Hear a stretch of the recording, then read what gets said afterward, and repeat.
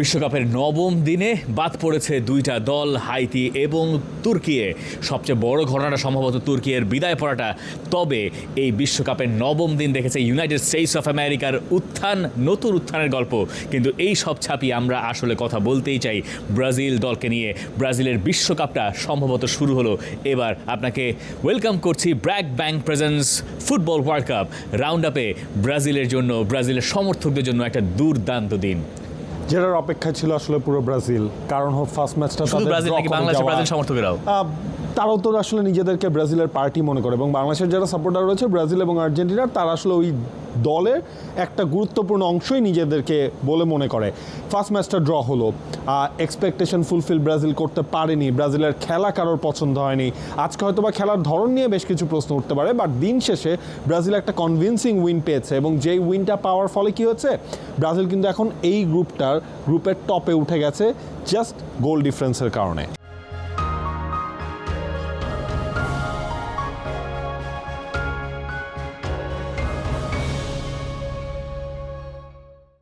Equation মেলানোর সময় তার মানে হয়ে গেছে। দুটো করে ম্যাচ গ্রুপ স্টেজে শেষ হয়ে গেছে এই গ্রুপের। এখনও বাকি আছে একটা ম্যাচ, সেই সমীকরণ তো থাকছেই। কিন্তু আমি একটু মজার কথাই বলতে চাই। আমি কয়েকটা ছবি দেখছিলাম টিএসসিতে ব্রাজিল সমর্থকদের সেই উদযাপন, অথবা ড্যাফোডিল ইউনিভার্সিটির, যেটা একেবারে ট্রেডমার্ক হয়ে গেছে বাংলাদেশের, আর্জেন্টাইন ফ্যানরা নিজেদের ঘরবাড়ি বানিয়ে ফেলেছেন।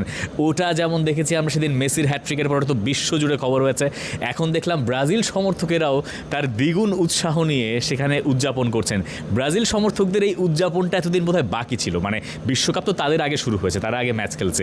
এরপরে গিয়ে মানে ওই ড্রয়ের হতাশা, খেলতে ভালো না পারা, আর্জেন্টিনাকে খুব ভালো করতে দেখা, ব্রাজিল আর্জেন্টিনার যে দ্বৈরথটা, মানে সেখান থেকে এখন বোধহয় আমরা একটু সমানে সমানে আসতে পারলাম, যতই হাইতি হোক না কেন।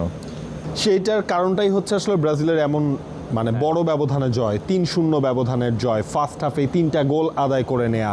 তো সেসব কারণে আসলে ওই ব্রাজিলের যারা সাপোর্ট যারা করছেন, বা ব্রাজিল টিমের মধ্যেও কিন্তু ওই মোমেন্টাম পিক করার যে ব্যাপারটা, এটা কিন্তু ব্রাজিল পেয়ে গেছে। ব্রাজিলের এমন একটা মোমেন্টের দরকার ছিল, যে মোমেন্টটা তারা আলটিমেটলি পিক করেছে এই হাইতির এগেনস্টে জয় দিয়ে। এটাই আসলে ব্রাজিলের জন্য সবচেয়ে পজিটিভিটি। আপনারা যা চালিয়ে যাচ্ছেন চালিয়ে যান, ভালো হচ্ছে। হ্যাঁ, আমরা বরং এবার একটু কাঠখোট্টা আলাপের দিকে যাই। এসব আলাপ তো আমরা খুব বেশি করার সুযোগ পাই না।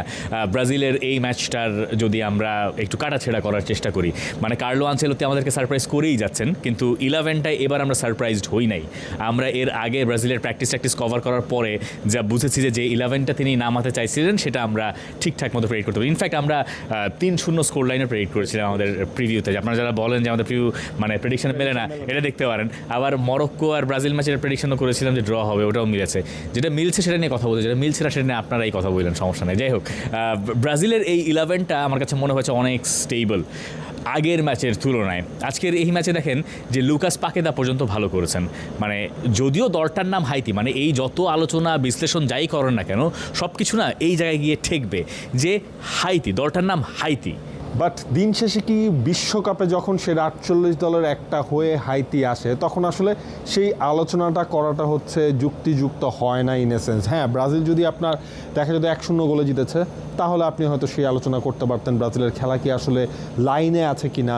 ব্রাজিল তো এখানে একটা কনভিন্সিং উইন আসলে পেয়েছে। ইনফ্যাক্ট সেকেন্ড হাফে তো আমার মনে হলো কার্লো আনচেলোত্তি বেশ কিছু চেঞ্জ করে তিনি হচ্ছে ওই জায়গায় ওই মানে দূরের লক্ষ্যটাকে সামনে রেখে তখন তিনি হচ্ছে গেম টাইম দেয়া, বাকিদের কি অবস্থা সেটা মানিয়ে নেওয়া, ওই ইন্টেনশনটা বা ওই অ্যাটেম্পটায় কিন্তু তিনি চলে গিয়েছেন। সো এখানে আসলে হাইতিকে ছোট করে দেখার কিছু নাই। ইনফ্যাক্ট আমার কাছে মনে হয়েছে যে আপনার ব্রাজিল তারা মানে পুরো ম্যাচটাকে ব্রাজিল 2টা হাফে আলটিমেটলি ভাগ করতে পারে। ফার্স্ট হাফ নিজেদের সবটুকু দিয়ে খেলা, সেকেন্ড হাফে অনেক কিছুর আসলে ইকুয়েশন মেলানো, সেই কাজটা কার্লো আনচেলোত্তি এখনও করছেন। ব্রাজিলের শুরুটা আমার কাছে খুব একটা ভালো লাগেনি। আমার কাছে মনে হচ্ছে খুবই নির্বিষ শুরু ছিল। ব্রাজিলের পরে 20 মিনিটসের ভেতরে একটা গোল আদায় করে নিয়েছে। ব্রাজিল অফসাইডে একটা গোল বাতিল হয়েছে। ব্রাজিলের 20 মিনিটের ভেতরে গ্রুপ স্টেজে গত বিশ্বকাপে একটা গোলও ছিল না, এবং এইবার তারা সেই কাজটা পেরেছে যখন তারা 20 মিনিটসের ভেতরে যে গোলটা পেয়েছে। মাতিয়াস কুনিয়ার লাকি গোল, স্ট্র্যাপি গোল, কিন্তু সেই এই গোলে ভিনিসিয়াস জুনিয়র একটা অবদান। ভিনিসিয়াস জুনিয়র থেকেই শুরু হলো, ভিনিসিয়াস জুনিয়রের ওই শটটা থেকে রিবাউন্ড, তারপরে ঘুরে ফিরে মাতিয়াস কুনিয়ার পায়ে লেগে বলটা ভেতরে গেল।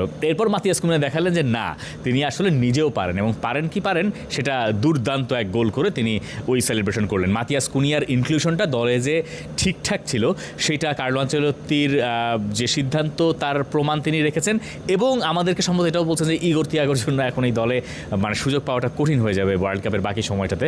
নাম্বার 9 জার্সি তিনি পরেন, অলমোস্ট হচ্ছে গিয়ে আপনার ওই 4-4-2 এর ডায়মন্ড পজিশনে হচ্ছে গিয়ে তার জায়গা। সেখান থেকেই টিপিক্যাল নাম্বার 9 না হয়েও ব্রাজিল আসলে যেইটা খুঁজছে, যে গোল স্কোরার খুঁজছে, সেটা একদিকে ভিনিসিয়াস জুনিয়র যেমন রয়েছেন, অন্যদিকে হচ্ছে এই মাতিয়াস কুনিয়ার এভাবে জ্বলে ওঠাটা, সেটা হচ্ছে ব্রাজিলকে এই মিশনটার জন্য সবচেয়ে বড় একটা সাপোর্ট দিবে। এক ম্যাচ দেখেন ব্রাজিল জয় পেল ঠিকই, মাতিয়াস কুনিয়া পারফর্ম করলেন, ভিনিসিয়াস জুনিয়রের কাছ থেকে হচ্ছে আরও একটা ম্যাচ ব্রাজিল গোল পেল। ইনফ্যাক্ট মাতিয়াস কুনিয়ার সেকেন্ড গোলটা তো পুরোটাই আসলে বানিয়ে দেওয়া হচ্ছে ভিনিসিয়াস জুনিয়রে। আমি বরং বলবো যে ভিনিসিয়াস জুনিয়রই এখন ব্রাজিলের মেইন ম্যান, মানে এক স্টেপ আপনার চেয়ে এগিয়ে যাই।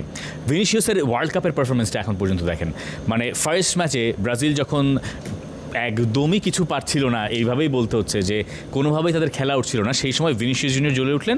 ভিনিসিয়াস জুনিয়র একেবারে আউট অফ নোওয়্যার থেকে একটা গোল করে ব্রাজিলকে ম্যাচে ফেরালেন। এই ম্যাচের ঘটনাও আমি একটা পরিবর্তিত ভিনিসিয়াসকে দেখছি। এমন একটা মৌসুম ভিনিসিয়াস পার করেছেন রিয়াল মাদ্রিদে, তারপরে ব্রাজিলের এই দলটায় যে একটা টোটকা দরকার ছিল, যে এক্স ফ্যাক্টরটা দরকার ছিল, সেই এক্স ফ্যাক্টর হয়ে গেছেন ভিনিসিয়াস জুনিয়র। এবং আমি ভিনিসিয়াসের এই 2 ম্যাচের পারফরমেন্স দেখে, কন্ট্রোলড পারফরমেন্স দেখে আমি আসলে এক ম্যাচিউর ভিনিসিয়াসকে দেখছি বলে আমার কাছে মনে হচ্ছে। ব্রাজিলে এইরকম ভিনিসিয়াস জুনিয়র আগে দেখা যায় নাই। আমরা এই টুর্নামেন্ট শুরুর আগে ভিনিসিয়াস জুনিয়রের গোল সংখ্যা নিয়ে কথা বলছিলাম, যে তার ব্রাজিলে জাতীয় দলে গোলের কনভার্সন রেট প্রচণ্ড পরিমাণে খারাপ, তার যদি কম্পেয়ার করেন রিয়াল মাদ্রিদের সঙ্গে। সেই ভিনিসিয়াস এখন ওয়ার্ল্ড কাপের 2 ম্যাচে তার 2টা গোল আছে, এইটা তাকে কতখানি আত্মবিশ্বাসী করবে। ইনফ্যাক্ট ব্রাজিলের যতগুলো গোল, ওই একটা আর এই 3টাও যদি 4টা গোলের 4টাতে আপনি তার ইম্প্যাক্ট খুঁজে পাবেন, এবং সেটাই আসলে ব্রাজিলকে হেল্প করছে এরকম মোমেন্ট পিক করার জন্য। তবে এই যে ভিনিসিয়াস একদিক থেকে দুর্ভাবনা কমাচ্ছেন, চিন্তা কমাচ্ছেন কার্লো আনচেলত্তির, কিন্তু তার ঠিক বিপরীত পাশটায় কিন্তু কার্লো আনচেলত্তিকে আজকে একটা টাফ টাইম ফেস করতে হচ্ছে, যখন রাফিনিয়া তিনি আসলে ইনজুরিতে পড়ে মাঠ ছাড়লেন। একদিকে নেইমার হচ্ছে খেলবে, বা নেইমারকে স্কটল্যান্ড ম্যাচে পাওয়া যাবে, সেটা যেমন একটা সুসংবাদ, একই সাথে আপনি কখনোই রাফিনিয়ার সার্ভিসটা আসলে মিস করতে চাইবেন না। এবং সেখানে কিন্তু কোনো বডি কন্ট্যাক্ট হয়নি, তার মানে বোঝাই যাচ্ছে সেই হ্যামস্ট্রিং ইনজুরি, যেটার কারণে মার্চে যে ইনজুরিতে তিনি পড়েছিলেন, যেটার কারণে বার্সেলোনার হয়ে সিজনটা তিনি এন্ড করতে পারেন নাই, আতলেটিকো মাদ্রিদের এগেনস্টে চ্যাম্পিয়ন্স লিগের সেমিফাইনালও তিনি খেলতে পারেন নাই। একই জায়গায় ধারণা করা হচ্ছে রাফিনিয়া তিনি আবারও চোটে পড়েছেন, এবং রাফিনিয়ার ডাগ আউটে বসে থাকা যেসব সিন আমরা দেখলাম, that's not a good sign. হ্যাঁ, এবং অনেক রকম খবর আছে। আমরা যে মুহূর্তে কথা বলছি তখন আমরা আসলে নিশ্চিত কোনো খবর দিতে পারছি না, পারলে ভালো হতো, কিন্তু রাফিনিয়া খুব দ্রুত ফিরবেন না বলেই মনে হচ্ছে। সেটা ব্রাজিলের জন্য একটা ধাক্কা। এইরকম একজন ফুটবলারকে মিস করা ব্রাজিলের জন্য, স্পেশালি এই ব্রাজিলের জন্য, মানে এখানে তো রোনালদো রিভালদোরা নাই যে আপনি বাজিয়ে দেখবেন বা কিছু, সেখানে রাফিনিয়ার না থাকাটা একটা বড় ঝামেলা। এখন নেইমার যখন ফিরবেন তখন আসলে কি হবে? নেইমার যদি ফেরেন তাহলে কি ব্রাজিলকে আমরা একটা ডিফারেন্ট সিস্টেমে দেখবো? আবার নেইমার যখন ফিরেন তখন হচ্ছে নেইমারকে কি আপনি শুরু থেকে ফেরাবেন? না, নাকি হচ্ছে শেষ দিকটায় নেইমারকে ইউজ করে? কারণ লাস্ট ম্যাচটাও কিন্তু ব্রাজিলের স্কটল্যান্ডের এগেইনস্টে, এবং সে ম্যাচে ইকুয়েশন আছে, গ্রুপ চ্যাম্পিয়ন হওয়ার ইকুয়েশন রয়েছে। এরপর হচ্ছে যে আপনার নেইমারের সার্ভিসটা লং রানেও তো ব্রাজিল সিকিউর করতে চাইবে, ওটার ইকুয়েশনটাও কিন্তু কার্লো আনচেলত্তি আরও বেশি চাইবে, কারণ রাফিনিয়া থাকবেন না, তো নেইমারকে এখন প্রপারলি আসলে ইউজ করতে চাইবেন কার্লো আনচেলত্তি। আপনার কি মনে হয় যে রাফিনিয়ার ইনজুরির পরে প্রেস কনফারেন্সে এসে কার্লো আনচেলত্তি বরং নেইমারের ব্যাপারটা আরও শুদ্ধ করে, আরও স্পষ্ট করে বলছেন? আমরা এতদিন পর্যন্ত কোনো স্পষ্ট বার্তা নেইমারের কাছে, মানে নেইমারের ব্যাপারে পাই নাই। এখন তিনি বলে দিচ্ছেন যে, মানে প্রেস কনফারেন্সে এলেন, বললেন যে Neymar will be fit to play, মানে বলে দিলেন ফিট টু প্লে। এবং মানে এটা বলা যত সহজ, ব্যাপারটা এত সহজ না। এই নেইমারকে কার্লো আনচেলত্তি দিনের পর দিন দলে ডাকেনই নাই। 2023 সালের অক্টোবর মাসের পরে নেইমার আর জাতীয় দলে খেলেনই নাই। তো সেইটা আপনি একটা ম্যাচ জেতার পরপরই যখন বলে দিচ্ছেন, ইট মিনস সামথিং, তাই না? It should means. তার মানে এটা হচ্ছে কি আপনার বোঝায় ব্রাজিলের টিমে মানে চিন্তা করার কিছু নেই। রাফিনিয়াও যদি ইনজুরিতে পড়েন, নেইমার হচ্ছে সেই জায়গাটায় আসছে, এসে হচ্ছে তিনি ওই জায়গাটা রিপ্লেস করবেন বা তিনি হচ্ছে স্টার্টিং 11টায় বা ম্যাচ স্কোয়াডে তিনি তার জায়গাটা পাকা করে নেবেন। সুতরাং কার্লো আনচেলত্তি নিজের ভাবনাটাকে একপাশে সরিয়ে রাখলেন এবং আজকের ম্যাচে রায়ানকে যখন নামানো হলো, রায়ানও কিন্তু খুব একটা খারাপ করেন নাই।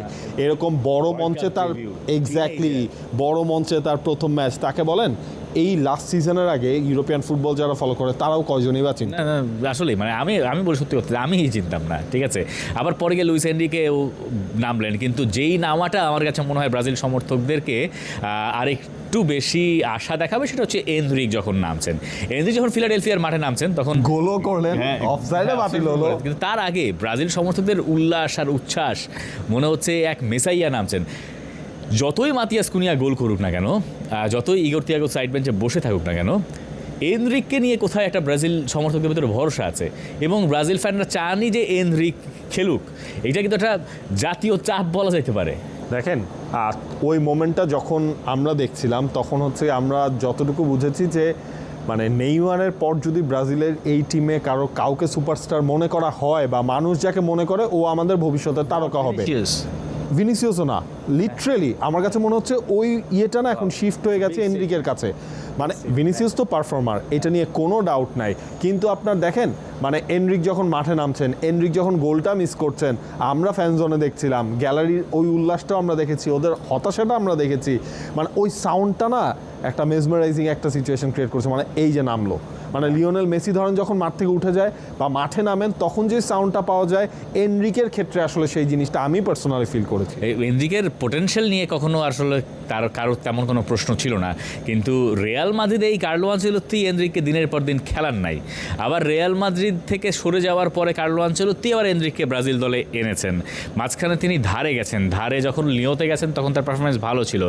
ব্রাজিলকে আমি একটা ওয়াইল্ড প্রেডিকশন করি আপনাকে, ব্রাজিল যদি বিশ্বকাপ জিততে চায়, যেটা এখনও খুব দূরের স্বপ্ন আমার কাছে মনে হচ্ছে, বিশ্বকাপ জিতলে এই এনরিকের কাছ থেকে আপনি গোল পাবেন না হইলেও 4টা, এর নিচে আপনি বিশ্বকাপ জিততে পারবেন না।